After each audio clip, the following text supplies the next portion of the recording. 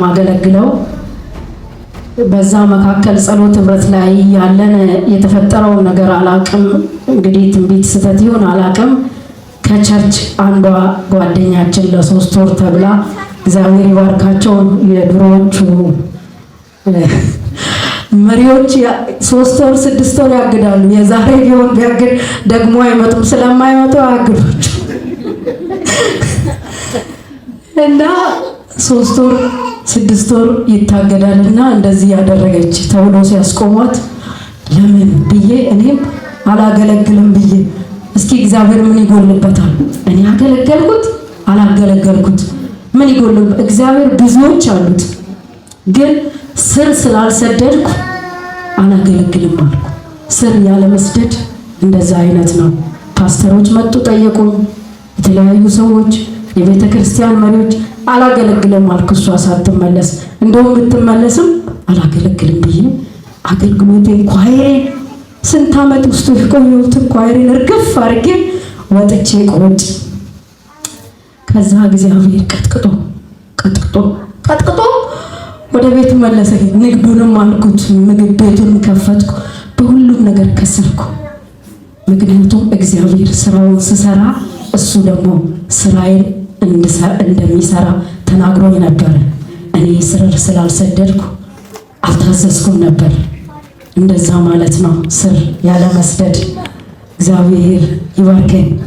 ስለተመለስኩ እግዚአብሔር ይባረክ። እና ብዙዎች አሉ እዚህ ቸርች ለምሳሌ አሁንም ቢሆን ስመኝ የሆነ ነገር ሆና ብትሄድ ሰላም ስመኝ ተነካች ብላ ተከትላ ከሄደች ስራ አልሰደደችም ማለት ነው። ምክንያቱም ብዙዎችን ስላየው ነው። አንድ ሰው ተከትለው ሲሄዱ ብዙዎች አንድ ሰው ተነካ ብለው ብዙ ተከትለው ሄደዋል። ለዛ ብዬ ነው። እኔ ግን ፕሮፌት ቃል አንቺ ነሽ የምታገለግዩ ሲለኝ ይሄ የዛሬው ምሳሌ ቃል መጣልኝና ወደ ኋላ ተመልሼ ታሪኬን አስታወስኩ። እግዚአብሔር ስሙ ይባረክ። የረዳኝ ይባረክ። እሺ ምዕራፍ 8 ከቁጥር 4 አነባለሁ። ሉቃስ ወንጌል ማለት ነው።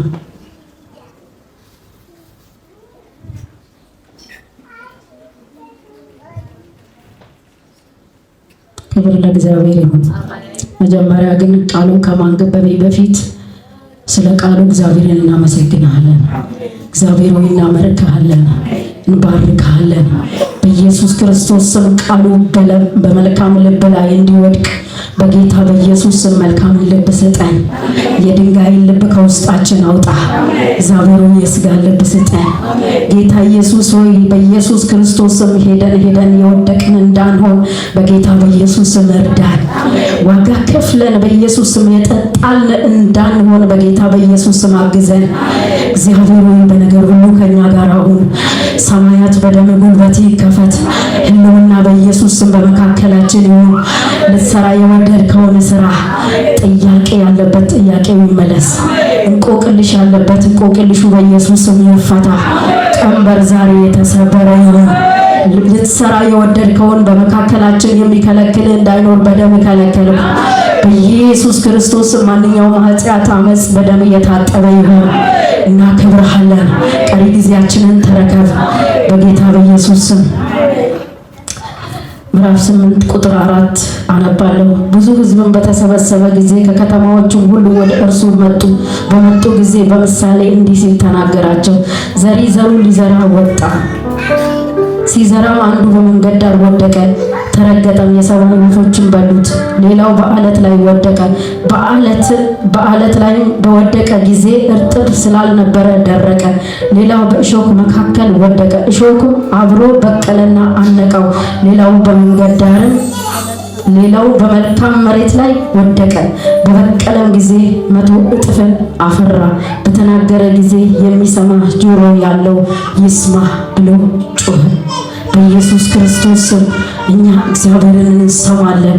እግዚአብሔር የሚያስተምረንን ትምህርት እንሰማለን። በጌታ በኢየሱስ ስም የሚሰማ ጆሮ ይስጠን። በኢየሱስ ስም ጆሮአችን ለእግዚአብሔር ቃል ይከፈት። ደቀ መዛሙርቱም እንደዚህ ያሉ፣ ይህ ምን አይነት ምሳሌ ነው? ምንድን ነው ብለው ጠየቁት። እርሱም እንደዚህ አለ፣ ለእናንተ የእግዚአብሔር ምስጢር ማወቅ ተሰጥቷቸዋል፣ ለሌሎች ግን እያዩ እንዳያዩ እየሰሙ እንዳይሰሙ በምሳሌ ነው ብሎ ነገራቸው። ምሳሌውም ይህ ነው፣ ዘሩ የእግዚአብሔር ቃል ነው። በመንገድም ዳር ያሉት የሚሰሙ ናቸው። ከዚያም በኋላ ዲያብሎስ ይመጣል፣ አምነውም እንዳይድኑ ቃሉን ከልባቸው ይወስዳል። በዓለትም ላይም ያሉት ሲሰሙ ቃሉን በደስታ የሚቀበሉ ናቸው። እነርሱም ለጊዜው ብቻ ነው ያምናሉ እንጂ በፈተና ጊዜ የሚክዱ ስር የሌላቸው ናቸው። በፈተና ጊዜ የሚክዱ እንዴት ነው? ፈተና አንዳንድ ነገር ቢመጣብን አንዳንዴ እንዴት ነው እኔ ብተውስ ጌታ ምን ነው አርፌ ብቀመጥስ እንላለን አይደለ? ያ በፈተና ያለ መጽናት ስር ያለ መስደድ ነው። አንድ ሰው የማውቀው ሰው ነበርና በእግዚአብሔር ቤት ያገለግል ነበረ። አገልጋይ ነው፣ የቤተ ክርስቲያን መሪ ነው። ብዙዎችን አስተምሯል። ብዙዎች በሱ ተጠምቀዋል። ብዙዎች አገልጋይ ሆነዋል በሱ። እሱ ግን ውጪ አየሁት። ምንድነው? ምን ተፈጥሮ ነው አልኩ። ቃል አላነሰው። ቃል ስላለው አስተምሯል። ቃል ስላለው ቤተክርስቲያን መርቷል። ቃል ስላለው እሱ ያስተማራቸው በቤተክርስቲያን ተተክለው ቀርተዋል። እሱ ግን ለምንድን ነው መጠጥ ቤት፣ ጫት ቤት የማየው ብዬ በጣም ተደነቅኩ። ለካ ስር ስላልሰደደ ነው። ለካ ስር ያለ መስደድ በመንገድ ላይም ያስቆማል። እግዚአብሔር ስር እንድንሰድ በኢየሱስ ስም ይርዳን። የሚክዱ ስር የሌላቸው ነው። በእሾህ መካከል የወደቀው እነዚህ የሚሰሙት ናቸው። በመንገዳቸው የሄዱ በሕይወት ዘመን በሐሳብና በባለጠግነት ምቾት ይታነቃሉ፣ ሙሉ ፍሬ አያፈሩ። ብዙ ጊዜ ብዙዎች ሁላችሁም ሀብት ብር ትፈልጋላችሁ አይደለ? ሀብት አለ አያችሁ፣ ሀብት ከእግዚአብሔር ቤት ያወጣል ማለት ነው። እኔ ከማውቃቸው ነው ምሳሌ የምነግራችሁ። ከዚህ በፊት የማውቃቸው ሰዎች ናቸው። እንደውም ፕሮፌት እንዲህ ስለው የሆነ ሰው እግዚአብሔር እንዲህ ተናግሮት ነበረ እኮ አሁን ባለ 2 መኪና ሆኗል አልኩት እና እግዚአብሔር ሲናገረውን ሰምቻለሁ። መጽሐፍ ቅዱስ ይዞ ከባለቤቱ ጋር ሁሌ ይሄዳል። ጌታ ይባረክ ያ እንደው እኔ ሽምቅቅ ብለው ጌታ ይባረክ እንዲህ ምናምን የሚሉ ደስ አይሉኝም፣ ከሱ የተነሳ ማለት ነው። እንደዛ የሚል ሰው ዛሬ ባለ ሀብት፣ ባለ ፎቅ፣ ባለ ስንት ቤት ሲሆን እርግፍ አድርጎ ከጌታ ቤት ቀረ። ስር ምን አላለም? አልሰደደም። ሀብትም ያንቃል ማለት ነው። ሀብትም ከእግዚአብሔር ቤት ያስቀራል። ለምንድን ነው የእግዚአብሔር ቤት የማትሄደው? አንድ እሑድ ታጣለህ፣ ለእግዚአብሔር ታጣላችሁ አልኳችሁ። ቢዚ ሆን እኮ በዚህ ጋር ይሄ እሑድ ደግሞ ሂሳብ እንሰራለን አሉ። አያችሁ፣ ሀብትም ሲመጣ እንዲህ ነው። ከእግዚአብሔር ቤት የሚያስቀር ሀብት ጥንክር ብሎ ቢቀርስ ይቅር፣ የምበላው አሳጣኝ። ያዕቆብ እኮ ከዘሩ ከቤተሰቡ ከአባቱ ቤት ሲወጣ የእግዚአብሔር የተናገረው ልክ እንደ እግዚአብሔር ቃል መሰለው። አባቱ የባረከውን በረከት ይዞ ባዶ እጁን ነው የመጣው።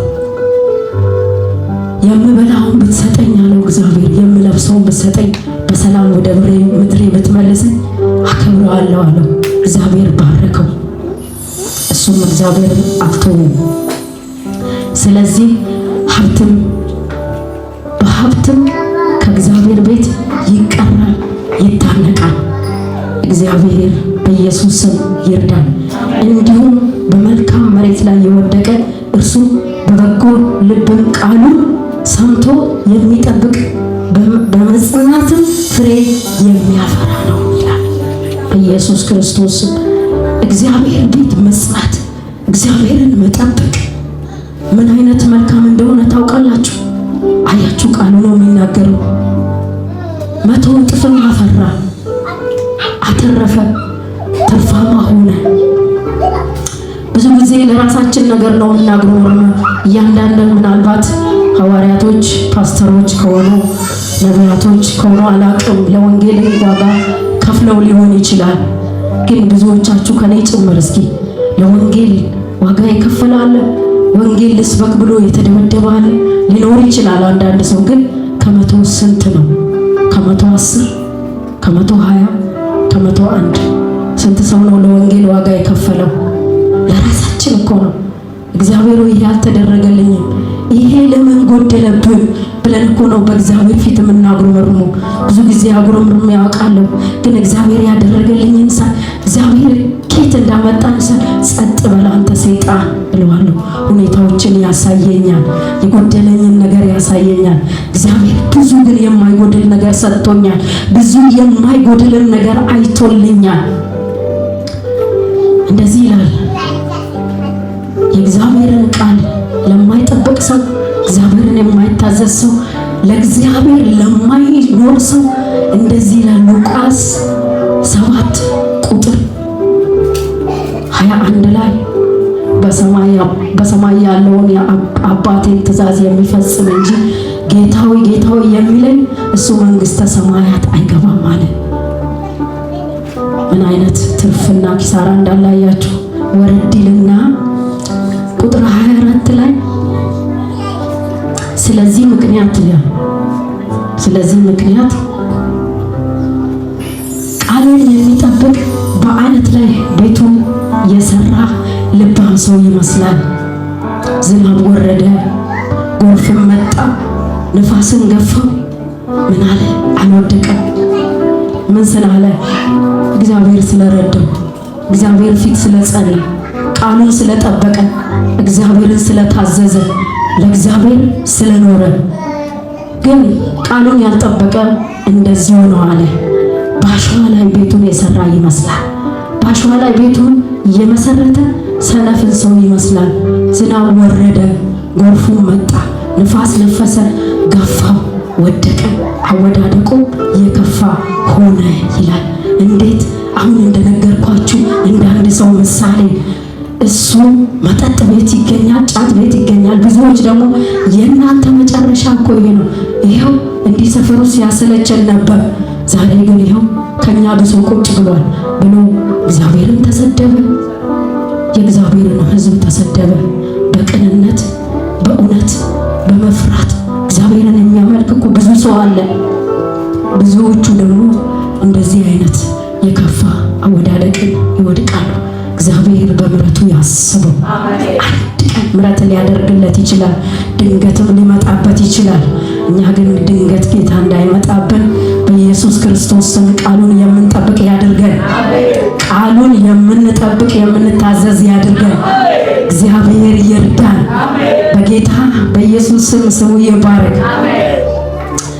አያችሁ፣ ስር ያለ መስደድ ይሄ ነው።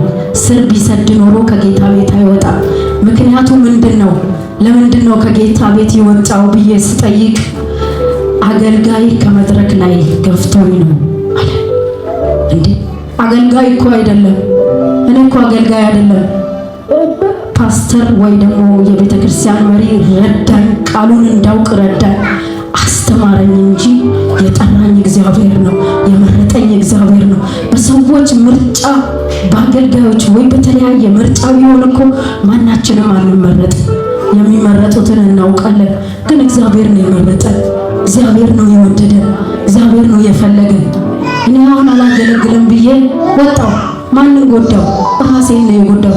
እግዚአብሔር ብዙ ዘማሪ ደግሞ ለየትኛው ዝማሬ ለየትኛው ድምጼ ነው? እግዚአብሔር ከከበረበት እግዚአብሔር ከወደደው ምንም ይሁን ጽዳት እግዚአብሔርን ማገልገል ነው። ወንበር መወልወል እግዚአብሔርን ማገልገል ነው። ሲላኩ መላክ እግዚአብሔርን ማገልገል ነው። ክብር ለእግዚአብሔር ይሁን። እግዚአብሔር ከውድቀት ይጠብቀን። ስር የምንሰድ ያድርገን። ቃሉን የምንጠብቅ ያድርገን። ኢየሱስ ክርስቶስ ጌታ ነው። እግዚአብሔር ስሙ ይባረክ። እግዚአብሔር ስለ ቃሉ የተባረከ ይሁን። ያለኝ ይሄ ነው። እንግዲህ ጨምሪም ካላችሁ ጨምራለሁ። አንዳንድ